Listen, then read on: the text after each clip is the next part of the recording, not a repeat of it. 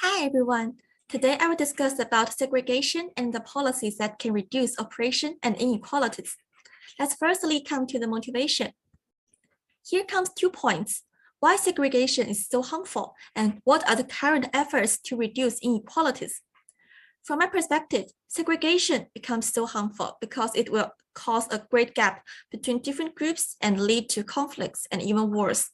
And segregation will cause oppression and finally the inequalities. Some governments have already taken policies to solve or reduce the inequalities among different groups. For instance, the Chinese government provides a series of policies to help with the ethnic minorities groups, especially in the higher education enrollment. But there are still so many problems that haven't been solved all over the world. So here we come to our roadmap of today's presentation. I will firstly talk about the group identity and in-group bias. And then I will talk about why it's hard to against segregation, and I will list some important gaps. Finally, we will work as policymakers to think about what should we do, and I will provide 2 policies here. Now let's talk about the group identity and in-group bias. Learning about group identity and in-group bias is very important for us to understand people's behaviors during policymaking and during the analysis of segregation. So to give a definition here for group identity, I think it represents an individual's acceptance of their role in a group. So once the individuals start to get affected and involved by the people around them, from my point of view, we can define that the individual has already got their group identity. So for the first part, the group identity has a great impact on personal preferences. From Sognick et al.'s article, the group identity will affect people's own preferences for music. If they vote after knowing about their group's preferences, they will change their preferences before they know about that. Also, the group identity will affect people's decision on voting for political parties. When people vote as an individual, the factors for them will also be in some way personal. But when they ask around among their neighbors or peers, they will possibly change their minds. And secondly, the group identity will affect people's decision-making. People will choose to coordinate to stay aligned with their group members. And this kind of alignment will finally cause the segregation. To be specific, the Nazi case we talked in class from Markov's article is a very good example. Because of individuals' worries of the costs of their decisions and the fear of the uncertainties, stay aligned with their group members is the most safe way for them. Also, according to Card et al., the group identity makes people prefer to stay with their own groups and away from other groups. Thus, in this article, the whites will choose to live in a place with fewer racial minority groups, which will finally cause the segregation between these 2 groups.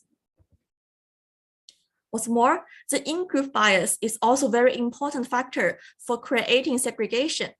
In Markov's article, people tend to follow the decisions of the speaker with a higher popularity.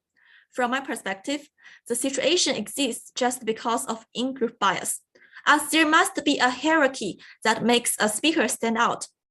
Also, different levels of personal characteristics of the in-group members will affect people who have a lower level of such kind of characteristics.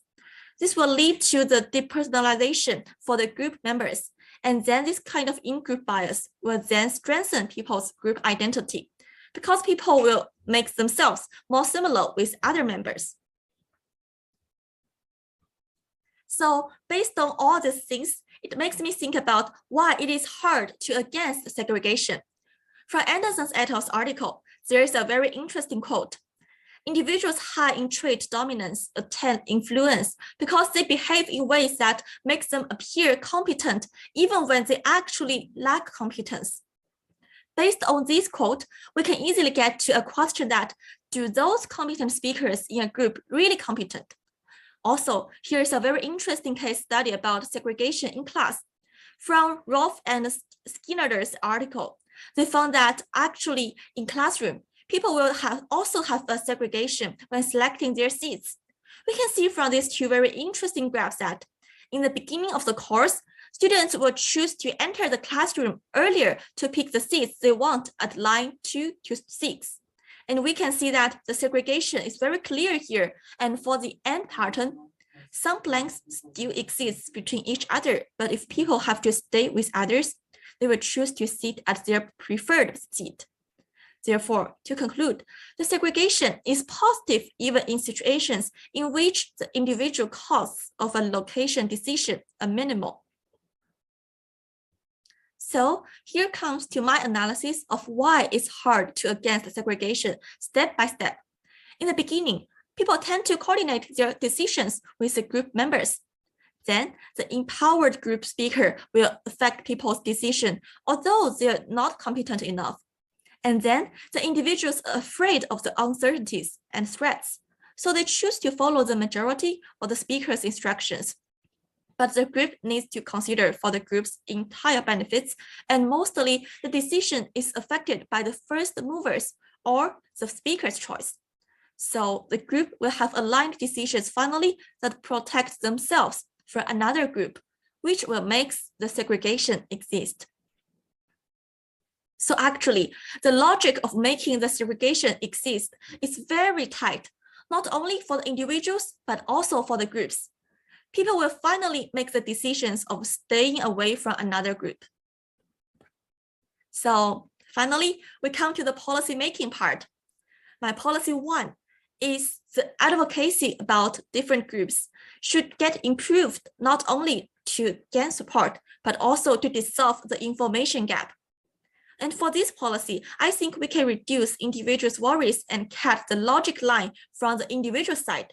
So the individual will reduce their uncertainties of the new knowledge and the new group in order to make their choices more rational instead of just following all the instructions in group from like the first mover or from the speaker. And my policy 2 is people should only become the first mover for once in a group for one decision making.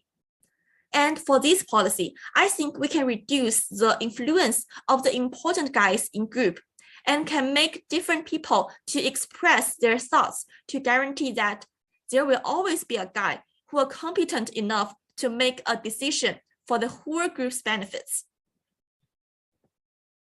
So here's my references for this presentation. So let's come to the end of our presentation. Let's talk about your own ideas and share with me. Thank you.